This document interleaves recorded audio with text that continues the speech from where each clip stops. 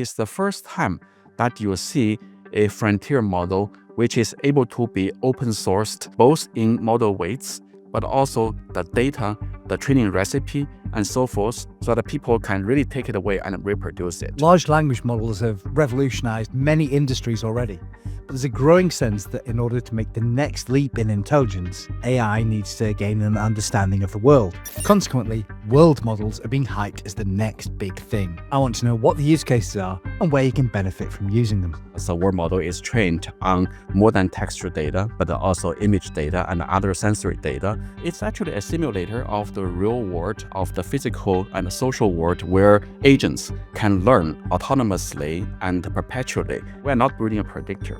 World model is not a predictor. World model is a simulator. Our guest is AI research royalty. Eric Xing is president at Mohammed bin Zayed University of Artificial Intelligence. He's also a professor at Carnegie Mellon University. Previously, Eric's had visiting professorships at Stanford University and Facebook. Eric's AI research focuses on 3 strands. Firstly, his team's created the PAN world model. Secondly, he's been a prominent open source contributor, having created K2 Think V2, the world's most powerful, completely open source LLM. And thirdly, Eric's latest work involves creating digital organisms. Naturally, I want to learn about all 3 things. Data right now is a commodity. You actually sell data. The real problem is the technical limitation of long horizon consistency and long horizon planning. Let's see what Eric has to say. Hi, Eric. Welcome to the show. Hi, Ricky. Nice to meet you. Thank you for having me. Yeah, great to have you here.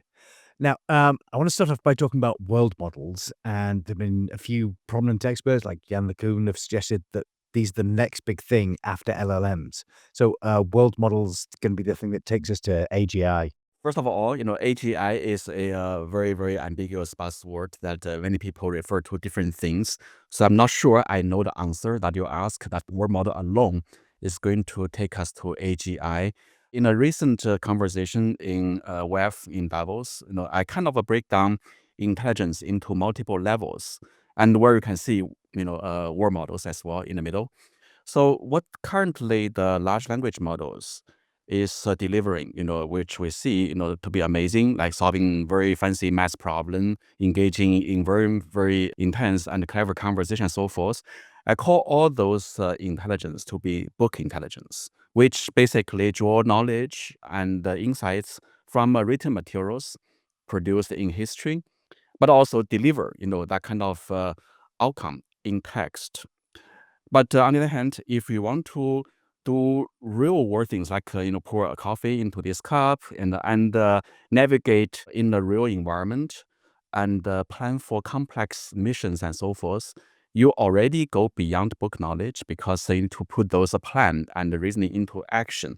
That requires what we call physical intelligence, right? And obviously, word model is right there to deliver that type of intelligence, because a word model is trained on more than textual data, but also image data and other sensory data. So that level of intelligence is stronger, including, a superset, of book knowledge.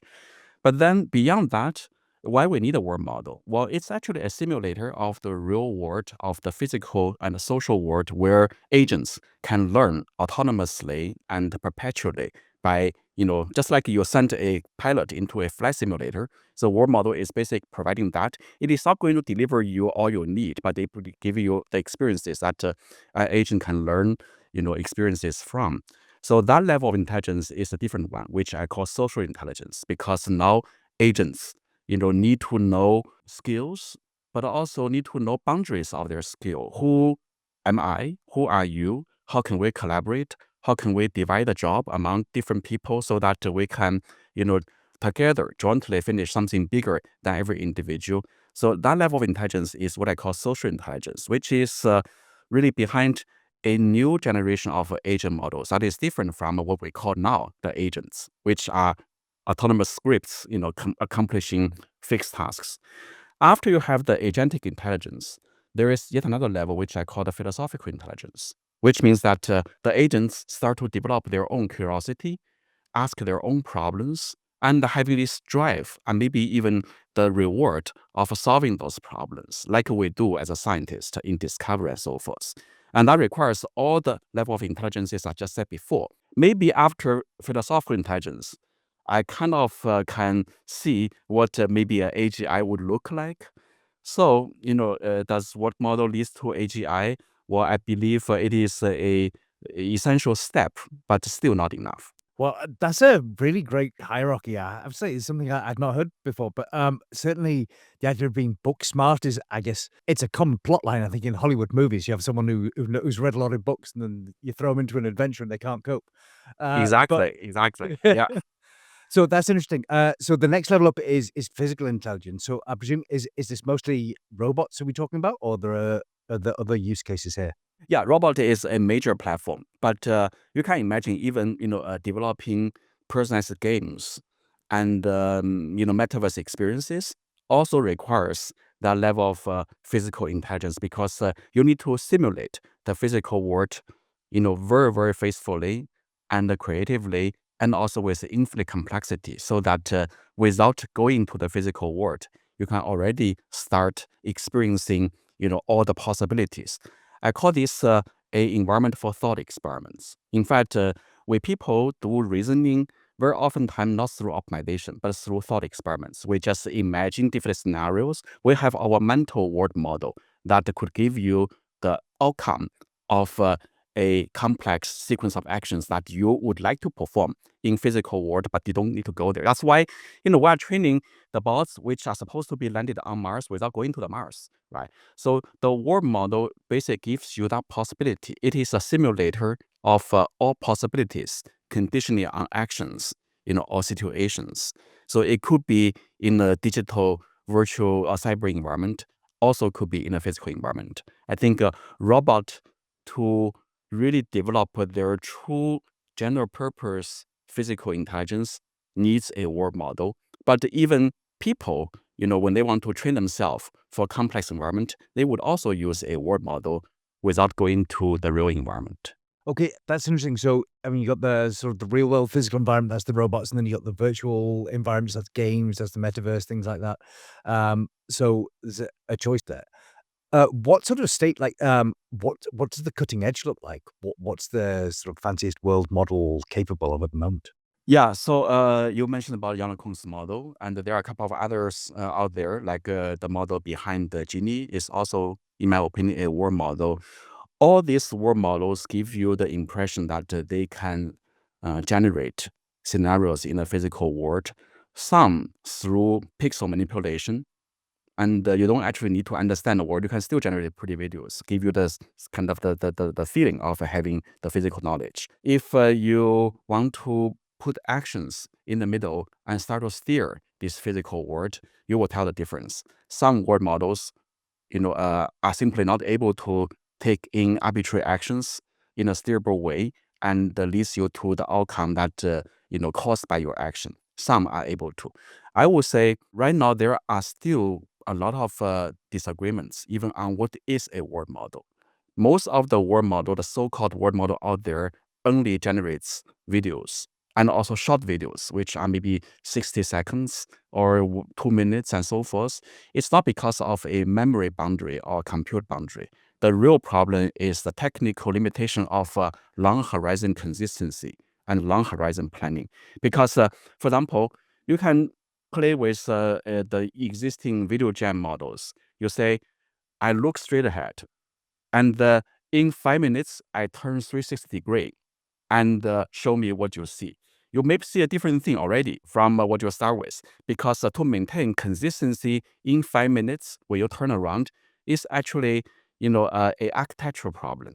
In your architecture, you need to have the representations which carries, that information consistently without disruption, without distortion, and also, ingest any perturbations and the inputs.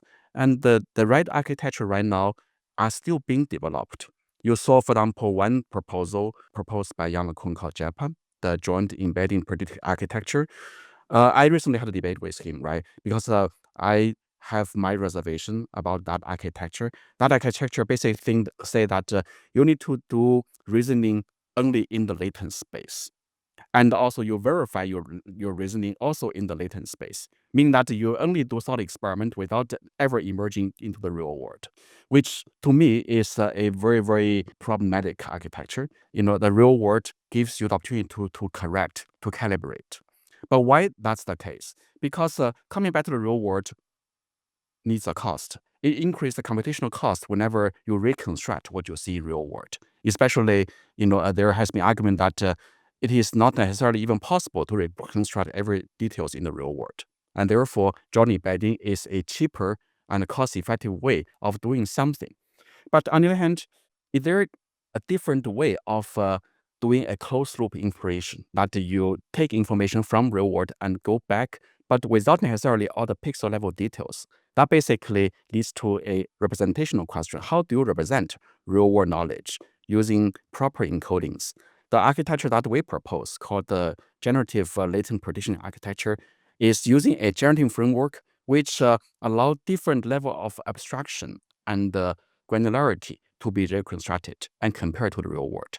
I'm not saying this is the right model, but I want to say that the world model debate and development are far from being settled yet. It is just the start of this new movement, which is already going beyond large language models. One thing we all agree, who work on world model, is that yes, large language model is not going to be sufficient, to get to that level of intelligence. But then what is to happen next? We'll see. I think in this year, many teams are already in the game to push for their, in parallel, basically, different architectures. We recently released a PAM model, which actually uses a mixed backbone architecture that combines the symbolic inference capability of a large language model, which allow you to do very long-term inference. Because once you go symbolic, maintaining long horizon consistency is cheap.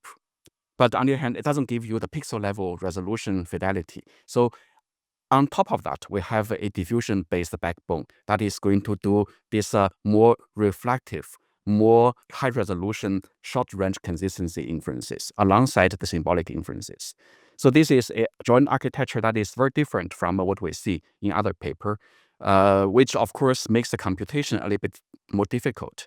But on the other hand, there are additional approaches to reduce the cost through approximation or through infrastructure innovations and stuff like that. The fundamental problem that you're describing, how do you represent the world? How do you represent knowledge? And I feel like this is something philosophers have been arguing about, I guess, from Plato onwards. So it's interesting that it's still an unresolved debate on how do you best encode this stuff. I think, this is a question that needs to be asked, every time you face a new problem, because every time you face a new problem, that means you are solving the problem in a new space of data and a possibility, and therefore the information, naturally pose you the question about how do you represent that, right? For example, in the JAPA framework, the proposal is to use only continuous representation, in the latent space, which basically rule out this symbolic knowledge that is already dealt with in high efficiency with large language models. For a good reason, because continuous information allow you to play with gradient-based calculation, which is efficient. Basically, the assumption is that maybe our brain is only doing gradient descent for learning and for action. But on the other hand, I think we do not only gradient-based computation. We may do nearest neighbor search or comparison, or indexing-based retrieval. So these are a typical operation on symbolic discrete knowledges, right? So once you have that representation, you open the space of one more modality of computational inference. The interesting part of the research, which goes very technical, different specialists, different innovators really are playing with this very, very big space of all possibility of innovations to find both a high fidelity, high quality inference engine, but also computationally affordable and efficient. There's always a trade-off over there. Okay, so there's essentially lots of different ways of doing it, and maybe it's going to be different representations for different use cases, and I guess a lot of research to be done. You mentioned that you have your own world model, PAN. Just maybe let's take it a step back. Why did you decide to build this? Like, what were the goals of the project? The goal of the project is to really try out this new idea, and also to allow a more general purpose world model that is serving our needs. Because in our definition of the world model, it is way more than video generation. If you look at driving, for example, a visually impaired person can also drive very well, even though they don't have a high resolution picture knowledge of the world, right? So you actually need the model at its necessary resolution, to do reasoning. And that's basically, a guiding principle in our word model architecture design. So we design a word model that is allowing you to do thought experiment, to do simulation or reasoning. And we found that there has been no such instances out there trying these ideas. So in the PAM model, we want to prove, first of all, this is the necessary pathway toward more general, intelligence and inference, which allows you to do what people call system one reasoning and system two reasoning. One is reflective and intuitive. The other is more deliberate and purposeful symbolic reasoning. And these two are both needed. One is called maybe muscle memory. You don't need to think, and you can still act. But the other requires you to do very, very abstract thinking so that you can do long-term planning. I think PAN is the only architecture out there that allows both type of reasoning to be facilitated.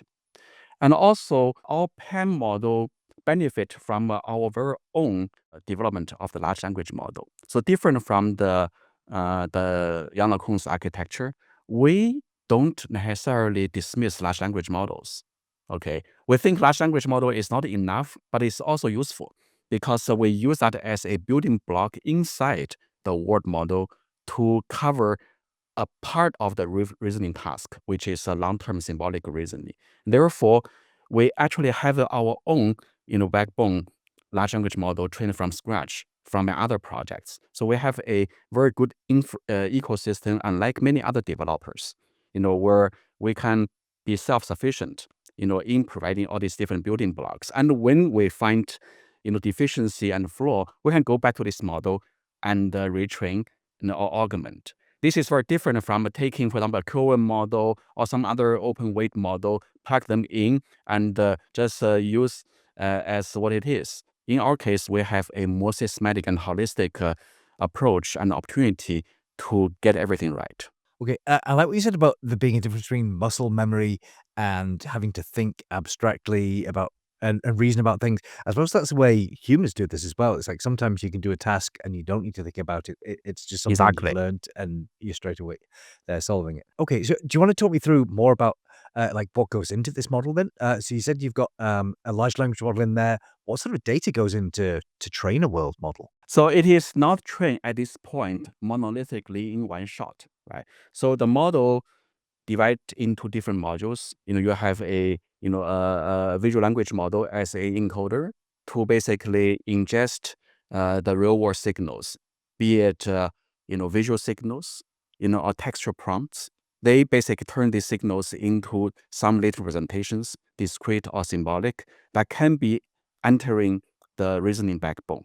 The reasoning backbone itself is a large language model, but augmented with a bigger vocabulary because you actually get a lot of new vocabulary by discretizing the visual signals. Therefore, you actually are really influencing not in the traditional, textual dictionary, but also more abstract discrete representations representing physical phenomena and behaviors. And then the last stage is a diffusion-based decoder, which allow you to, in a sense, produce the outcome of the action and the reasoning in the way that can be compared with you actually see in the real world. So these three components are trained separately based on either pure text data or pure visual data or the combination of visual and text data. In fact, we also have in the future placeholders for sensory data, audio data, and other modalities, right? And once these building blocks are separately produced, into some satisfactory, quality, you put them together to do the joint tuning and the fitting, right? It's like building an aircraft, parts, built separately, but then there's assemblage phase where you need to do a lot of tests, holistically on everything. Okay, so it sounds like the sort of the end goal for this is you got lots of different models sort of working together in harmony, and maybe some sort of top level controller to decide which models need to work overall, and then the output is some sort of a diffuser model. So this is video generation. That's always the output, is it? The output is importantly a video generation, but more than that, video generation is usually how should I say, pragmatic needs, because I need to convince people that I'm doing something reasonable. Therefore, the best way to convince people is to let them to see it, right? But our internal evaluation is actually not only based on the video data. The video quality is a important but inadequate metric of modeling, of measuring the quality of the data, because they only measure pixel continuity, visual consistency, action generation, and so forth. But our goal for the world model is to solve long-term reasoning problems. Therefore, the ability to solve actual inference problem. For example, can you put objects into the right bin, for example? Do you also have a long-term consistency in the order of minutes and hours, after you take the first signal?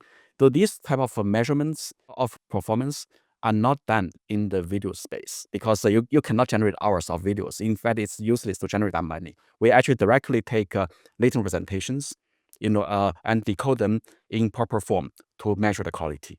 Okay, I see. So you mentioned the idea of putting objects in bins. It's like a common factory task. You've got some robot arm has to put an object somewhere. Is that the sort of the most common use case? You think it's going to be used in factories, or do you have anyone using it for real tasks at the moment? We haven't have anyone using it, but that's actually the set of benchmark that we're developing right now. The bin object sorting is one simple task that people can understand, because you can basically visually see, I have this path to put the object in this way, and the conditioning on the intermediate results, my next move will be, so on and so forth. Or the other branches, there's a branching simulation that can happen in parallel, so that your thought experiment can happen. But again, video in this case is an auxiliary window for you to peep into the activity rather than the outcome, of the simulation, right? You talk about utility. We imagine now two possible utilities already, in preparation. One is indeed a robotic platform. We want to equip, a robotic platform with this kind of a world model, so that they can autonomously accomplish certain mission without I program the robot or train the robot to do exactly that. They should be able to do their own thought experiment using the world model and figure out what to do. The other actually is the game. We actually have a number of potential parties, reaching out. I can name two scenarios, right? One is the sports game. How can you basically even capture, all the moments and maneuver and tactics, when you play soccer, or other fancy games. So using the world model, you can actually have infinite possibilities to simulate all these scenarios. So the gamers, would be given a lot of more possibilities of playing their different experiences. The other use case that we already were approached with is the autonomous driving. Again, when you want to train very, very safe autonomous driving agents, you don't necessarily have all the videos you need, especially those videos with the accidents. Because in real world, such things happen very rarely. You just don't have enough videos for those. But in your world model, you can simulate all unmanageable accidents the way they could happen, and then turn them into videos. And then these videos will be given to the driving agents to learn policy offline. By the way, this is another differences of our world model. In using world model, many of the current system are using a algorithm called MPI. I think it's called multiple projection. I don't know. I forgot the name for that. Basically, it's an optimization problem. You simulate all the scenarios, conditions, then you solve a sequence of actions that optimize certain scores. In our case, we also allow reinforcement learning to be used to learn policies offline. When you are not doing any task, you can play with the word model like a chess player, play with himself based on their word model of the chess. In this case, the word model of the word, to learn policies of different conditions. And then when you are in real action, you first scan your brain and look for those policies. Maybe they already solved the problem you face. Then you directly use it very, very quickly. And if not, then you run the real-time, online inference to solve the problem. So the world model really gives you multiple different operational mode for system 1, system 3, or system 3 inferences. Okay, so that's very interesting. It seems like you talked about factory examples, you talked about computer game examples, and self-driving car examples, and that last one particularly, I like the idea that you can simulate crashes without having to go and like crash a real car somewhere. It seems like a much cheaper or much safer approach, anyway. If you go to the Pen, we have a website, called, penworld.ai. You actually will see some demos about how those accidents are simulated. We actually will be very soon opening up a playable site. People can prompt, the system with their own scenarios, and also in real time, steer the model to generate different scenarios. Okay, and so for some of these other use cases, like we have factories that kind of work or already, computer games exist already. What do you expect the impact to be? Like, how do you measure the success of Pan or these world models? Like, is it about making things cheaper, or is it about exploring things that you couldn't do before? Like, what's the sort of the impact you're striving for? Multiple impacts, right? So, the game market, first of all, is already, a very lucrative and promising, consumer space, for generating revenue, because you can now generate games a lot faster and cheaper, and also interactively and personalizable, with the user. So this is a space that we definitely would look into. But another low-hanging fruit for the value of the world model is the data generation. Data right now is a commodity. You actually sell data. But with the world model, you don't have to basically send the crews to collect the data from real world. You do that, but not necessarily for everything. Your world model can actually generate data on demand, and then giving more complex scenarios. Again, how world model operating is fascinating, right? It's not like you need to know all the physics and all the theory before you create, what you actually see as an outcome of this theory. Because look at, for example, how people generate the AlphaGo, scenario, right? The rule of the AlphaGo is very simple. You have a few rules of playing the Go or playing the chess, but the combination of that in simulation gives you infinite complexity. Therefore, you can get a huge complexity out of a very, very simple, set of principles. That's basically what model is. The word model itself doesn't have to be infinitely complex, but the way word model are used can generate infinite complexity scenarios. And that's actually where I saw, a lot of potential, because without, for example, going to the Mars, going to the moon, going under the water to see everything that you could possibly see, you already could extrapolate from the training data to generate those experiences. That's very cool. So do you think there can be some scientific breakthroughs aided by world models then? Actually, that's a very good question. So I talked about the 4 levels of intelligence just now. The world model is a basis, right, for you to create, a simulation of the real world possibilities. And one of these possibilities that we are also exploring in another project is the possibility of life. Imagine, how do you want to design a medicine? Why people require now drug trials of multiple phases? Because you don't have a simulator of life, so that you have to basically test your drug, in a wet lab, maybe on animal models. But imagine that you have a virtual cell or a virtual organism, which is actually a word model, which will simulate back to you the potential outcomes and responses to drug, or genetic perturbation.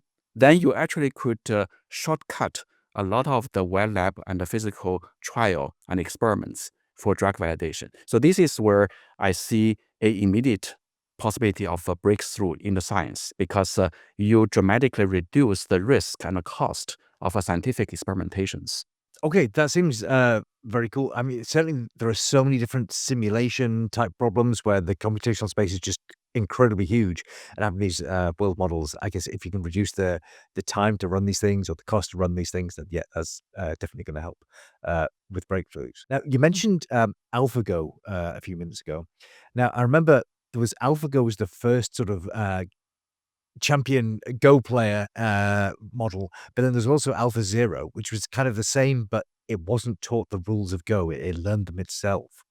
And I'm curious with the world models, do you have to feed the rules of physics into them, or do they learn the rules of physics themselves? So is it like the AlphaGo or the AlphaZero? I think the world model as of now is at the AlphaGo phase, which is purely draw connectivities and learn embeddings and manifolds from data so that those manifolds can be used to extrapolate from visible data and then get the possibilities beyond the seeing data, to be simulated. But I think that's the first step toward AlphaZero.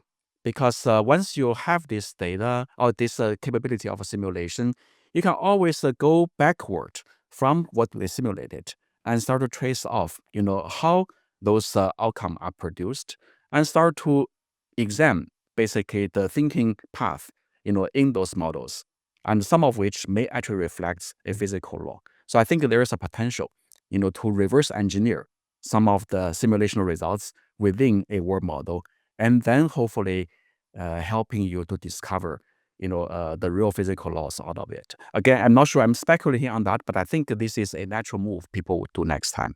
Okay, all right. So, an evolving field, then, and we're kind of gradually moving towards like learning the universe from first principles. I suppose that's like the long term thing.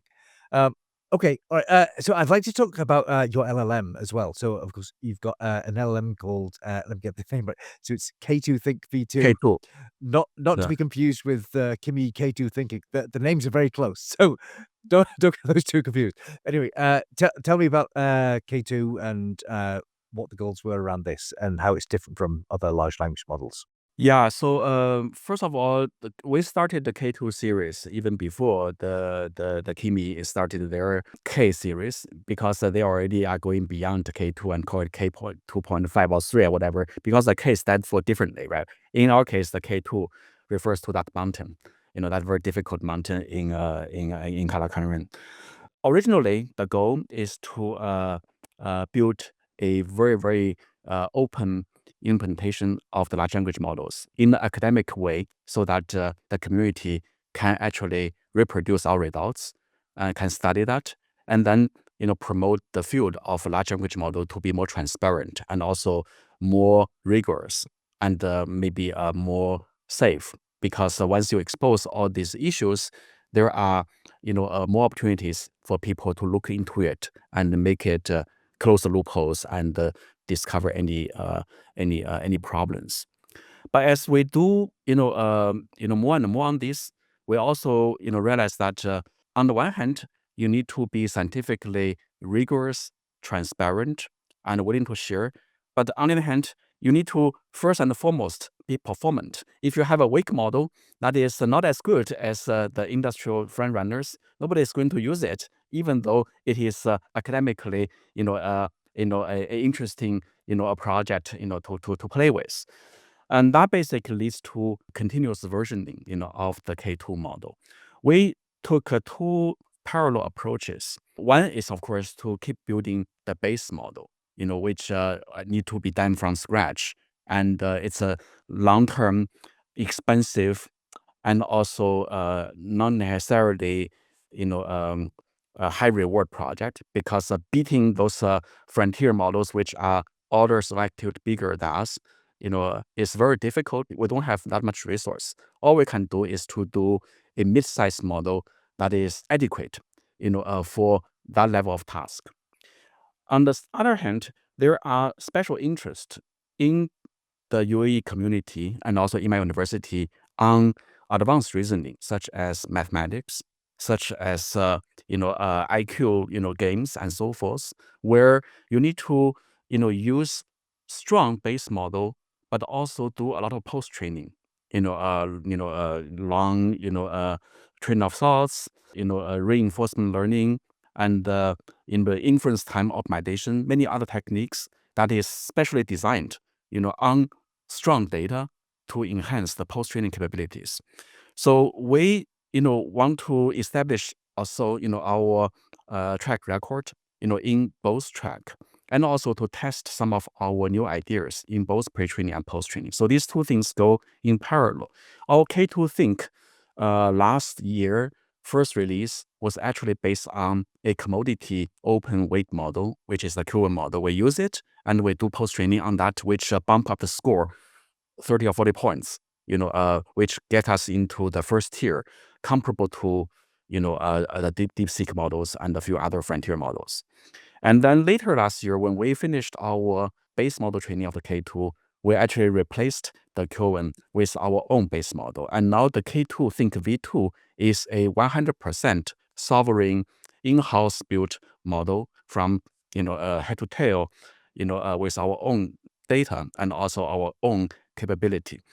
I think this is very, very important because it is the first time that you see a frontier model which is able to be open sourced both in model weights, but also the data, the training recipe, and so forth, so that people can really take it away and reproduce it. I think this is important because otherwise we don't even know. We were actually accused by someone, about data contamination, which is it's a very, very how shall I say, a serious issue because the base model that we took, we don't actually know what data they use in training their data, and it is not impossible there are contamination, right? Now that we replaced all this model with our own self-made model with the data that we collect, we actually have a stronger guarantee on the performance and also on the right implementation, so that the score are more reliable and more reproducible. I have to say that many of the strong scores that you see on AA can be very difficult to reproduce because the test scores, the data all over the place, you actually could achieve a high score just by contaminating your training data with those testing data. And the people cannot tell because you don't publish your data. In our case, we publish data out there. People can help us to find out whether there are contaminations and other issues, which actually could really tangibly lead to meaningful improvements of the training strategy because it is a transparent game that everybody can play by themselves. Well, so that last issue is fascinating because I think it's been a well-established problem in machine learning where you have data leakage and information from your test set gets into your training set and you think your model's amazing, you put it in production, then it performs terribly. So I hadn't really thought about what happens in the large language model case once you're training these huge models. Like, how do you even prevent that happening? Yeah, it is, I don't think it is really a ill-intended kind of mistake. People sometimes just, unintentionally, get, unfortunately, bad data, or maybe they just didn't pay enough attention to scrub their data, for potential overlapping of the testing data set. It requires additional effort, and not many people are doing that. So I'm not saying that the people are playing game, to get better score. It's probably just a inevitable, phenomenon that hard to avoid. But in our case, because we are opening the data to the public, we had the opportunity to invite the public to be the gatekeeper, to really, if they knew what we don't know, say a particular data set actually is present, in the testing data set, we could be informed or they could be informed, and then we can take that data out. I think this is the better way of doing science. Again, academic research really champions not just performance, but also rigor and reproducibility, which is very different from the corporate practice where the performance and also the confidentiality is the key, right? I think both are interesting, both are necessary to make sure that the results and the progress that we make are authentic and also are, sustainable. Absolutely. So, this real strong push for openness, it's pretty unique. But do you want to talk me through who might want a fully open model here? Like, who's it important for? I already hear complaints, in the Valley and in the US ecosystem about the concerns of those open weight models from China, right? There's a geopolitical concerns for sure, but also there are safety concerns because you don't really know, what training data has been used in producing all those. We are hoping the K2 series provide a very solid alternative to those open weight models, so that for the ecosystem, startups and so forth who are building their business and operation on those free open model can now have additional options which could be safer and also more reproducible. So I think there are this type of angle and opportunity for us to really start maybe a third quarter in the landscape that is promoting 100% 360 openness. And then on the other hand, the academic to us is a very, very important user. They don't pay us, and we are not expecting any pay. But having the academic adoption of this model obviously give us the right feedback, which allow us to do our science even better and also to move the field further. I have to say that there is a problem right now with academic AI globally in terms of competitiveness and relevance. Somehow, because of a resource reason, because of many other economical and political reasons, academic research in frontier AI is marginalized. We want to use our effort and results to maybe promote, or stimulate a comeback, that we want to be at the forefront of AI research, in terms of innovation and performance, not just, constantly chase after the big tech to do very, very small incremental work, right? But on the other hand, are we philanthropists that we are just spreading money and for no return? Well, of course not. We build those models. Our students and faculty are given opportunity to take this further into their own startups and spin-offs. In fact, at MBZUAI, we have an ecosystem incubating startups, which could actually be directly built on those apps and models that we developed. Well, being the builder of those models, you have the first-hand knowledge of doing the next step. For example, company may be willing to share with their proprietary data for you to develop agents and other utilities using the language model as a base. Then all engineers and developers are in the good position to actually make the best use of those open models for commercial applications. So those applications, of course, may or may not be open sourced for good reason, but the financial kind of reward hopefully will be substantial from those activities. Yeah, it's very interesting in the AI space. I think a lot of other technical spaces, open source has been very dominant. It's kind of what you think about the operating system space, the database space. Like all the most popular products are completely open source. But in the AI space, I guess the cost of building these things, it's inverted the economics somehow. Yeah, I think this is maybe because of a cost issue and also the culture issue, because for building large language models or maybe war models and the future generation of foundation models is not a classical traditional practice of lone wolves and solo heroes. It's a big science problem. You need to have large team and large resources. Therefore, there has to be the right culture to allow such activities to take place. But I think still it is important. To me, open source, I said about science. I said about safety and other things. But also there is a open question about who makes the standard, of a next generation of AI infrastructure, right? And I don't think the standard should be made by an adversary that is not willing to open, or by a corporate that has its own financial interest built in, right?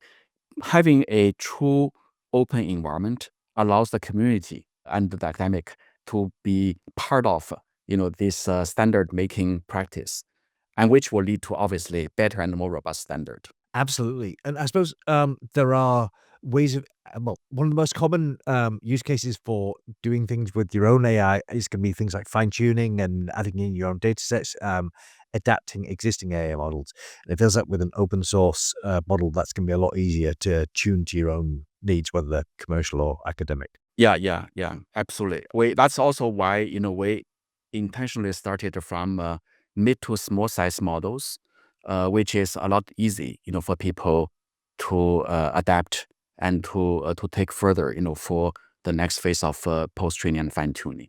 But that said, we actually are in the process of rolling out more powerful, bigger models, that is on par with some of the frontier models that we see out there, just because the science in making those models are even less understood.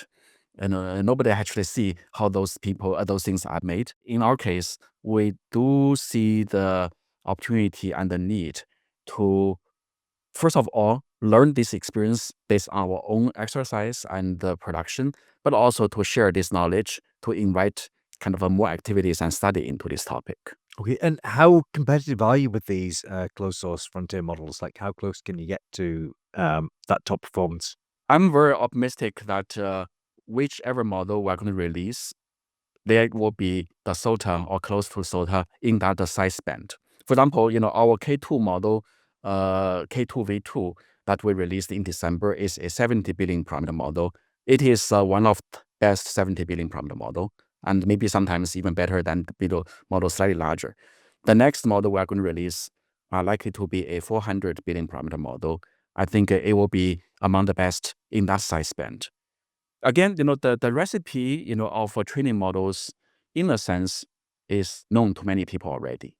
What is not known are the secret, tricks and the engineering kind of practices that you need to put there to make it happen. I think this is something require a more rigorous and holistic study, and that's actually where our release hopefully can expose and also draw attention from the community. Absolutely. So I want to ask you what your secret sauce is to getting the high performance for K2 Think, but it's not very secret because it's all open source. So go on. What tricks have you used to get that high performance out of your models? Oh, we actually published a very very detailed technical report for each of our release already. It's there's no single silver bullet that you can use to make this performance better. Okay, the way you pick the hyperparameters, the way you deal with those bad data points, to remove it, how to program the curriculum in the right order to promote the right kind of convergence curve, and how much you want to give in your post training fine tuning, in the reinforcement setting for specific task oriented tasks.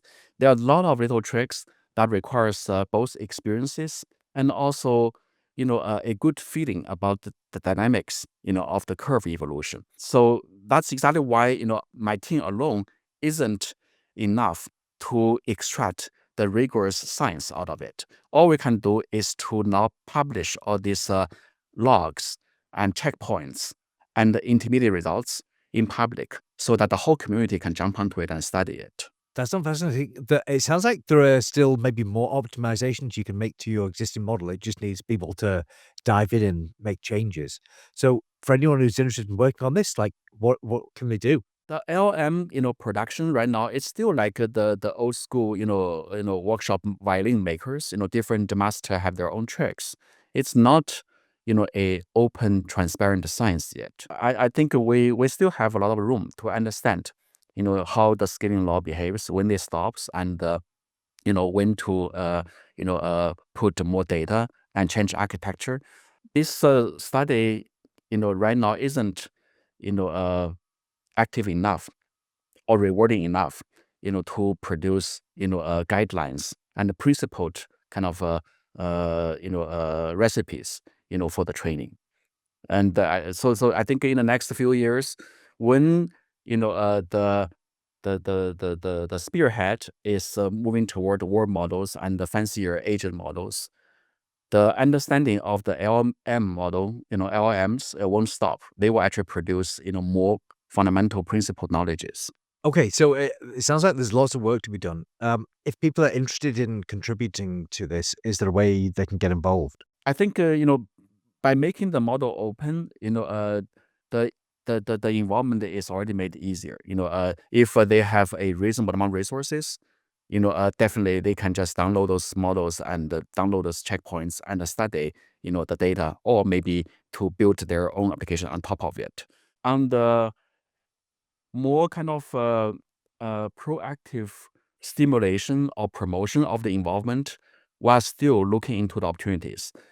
I know that multiple university institutions are now, including us, are in discussion of maybe creating a consortium and maybe seeking sponsorship and resources to create, some kind of computing resources that allow researchers and students, to, bring into, their own contribution and proposals to this type of study. But again, I don't think there is, a systematic framework, for doing that at this point. And I think the awareness needs to come first, that people know that there are these kind of open models that is able to be studied, and then they are also, good and easy to play with.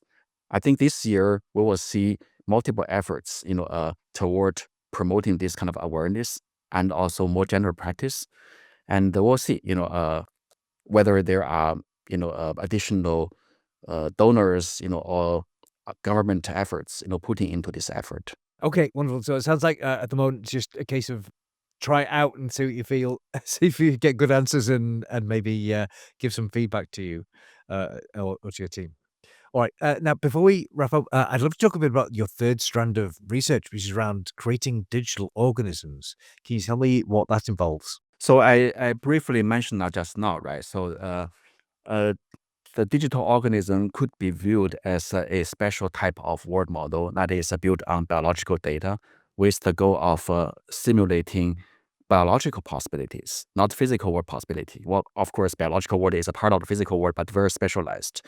So our approach is that we want to come up with a new type of architecture which are more appropriate to deal with biological data with all their special properties. Right now, if you look at the so-called foundation models for biology, right, they are still, borrowing ideas from large language models and treating the biological information as a special form of a natural language, and then let's hope for the best, say having a DNA model, having a structure model, which actually is working to some degree if your goal is simple, say predicting the structure of the protein from a sequence. This is a reasonable task that is built on linear sequence information of the data, and then your model, your technique draw from the large language models and transformers may be adequate. But if your goal is to simulate, for example, cellular behavior, or network behavior, as a result of gene knockouts, mutation, and the small or big molecule medicine, these are by definition not sequential data. They are higher dimensional, spatial and temporal data that is going beyond what the current transformer architecture is able to offer, right? So our AI-driven digital organism is exploring new architectures which allow us to integrate this different data modality in a holistic way, so that representations of a different entity, be it genes, proteins, and cells, and the cellular environments, can actually be convergent, on a particular information space that they can talk to each other and create responses. So in that sense, we are trying to do something very different, from what you see out there, be it the perturbation prediction model of the virtual cell, or drug development, models and so forth, which is built on this old school, machine learning mentality that what I need to do is a functional approximation. I built a big model that allows you to predict from A to B. And this model used to be a linear regression, now becomes a fancy transformer. But the spirit is to make a prediction, right? In our case, we're not building a predictor. Word model is not a predictor. Word model is a simulator. Therefore, what it generates is to take the input as the prompts, and then it creates a distribution of all possibilities coming out of the prompt. So the idea is, by definition, stochastic and also open, right? It is not a A to B mapping. but a open space simulation. Why it is important? So I give people this example. When you design complex solutions or outcomes, say design an aircraft, design a rocket, your mental model is not that of a A/B test. You have two hypotheses, one is working, one is not working. You don't A/B test to do aircraft design, right? And you actually simulate, because it's so complex. You simulate all the possibilities until satisfaction, and then you build a real thing, and you basically launch it on the pad. In medicine, strangely enough, people are still using this A/B test, a cohort study, for medical practices. But drug, or tissue or organ or individual is something that is not, resolvable by two hypotheses, A and B.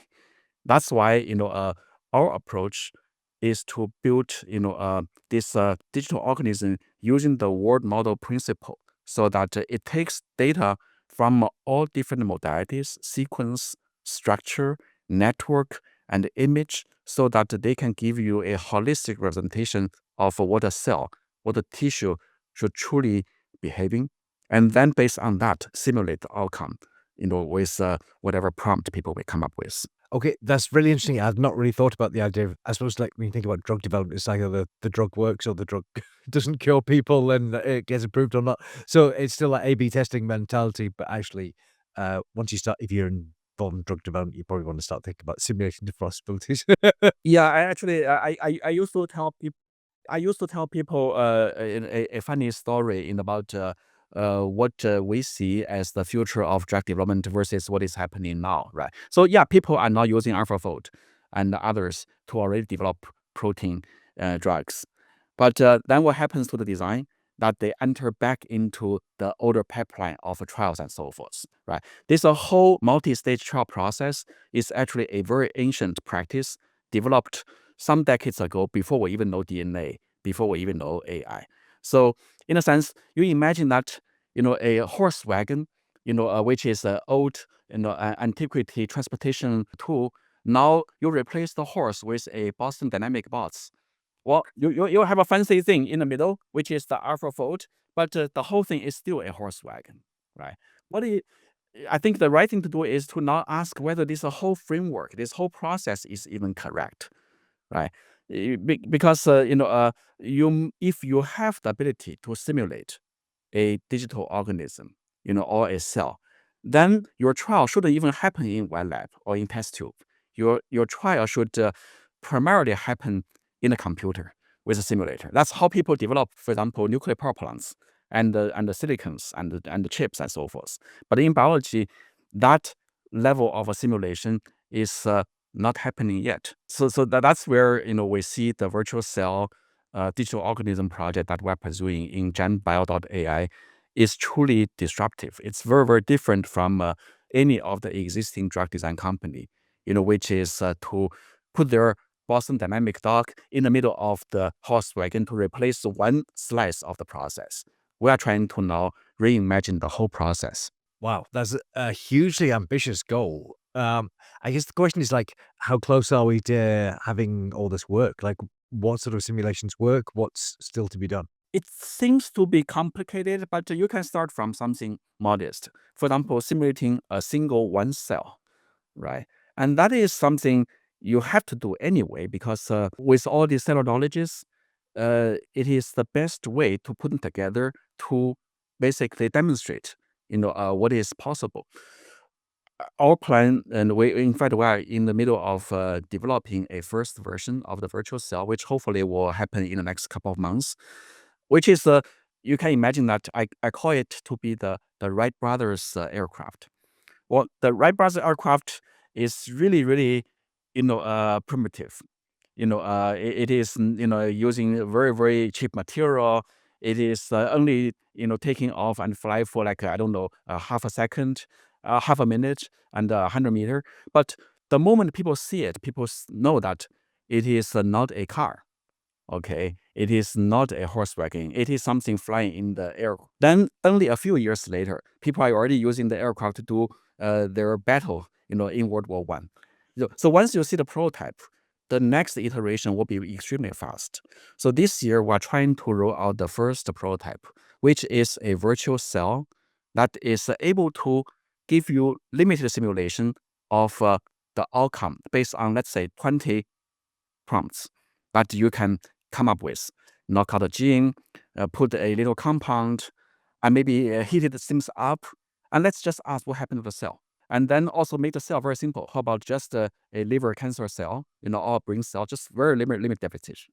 But that's already different from predicting what is the N-1 gene look like when you knock out one genes. That's the older paradigm people are trying to work on, but we work on a new paradigm, which is primitive but different. And then we believe that you have one cell, you can put two cells together and multiple things together to make it a tissue. And once you have the tissue, you can go all the way up into an organ and so forth. So there is a clear roadmap that needs to be started from a single virtual cell. That's amazing. And I love the idea of you simulate things at a very small scale. So you're simulating a single cell, which I guess even in itself is just incredibly, it's a complicated thing to do. And once you do that, then you're sort of gradually scaling things up. And one day we get our digital organism and that's going to have revolutionized healthcare. I love it. Okay. So just to finish up, I always want more people to learn from. So talk me through whose work are you most excited about right now? It's a very difficult question. I can be very, very candid. Among all the people I talked to, the one that excited me the most is a conversation I had a few, I would say 2 or 3 months ago with Demis, the head of from DeepMind, right? Because I was very, very happy but surprised to find that we almost have perfect alignment on what is a world model and also what is a virtual cell, which is very different from what we hear, from the public in terms of the fanfares and also, the hypes.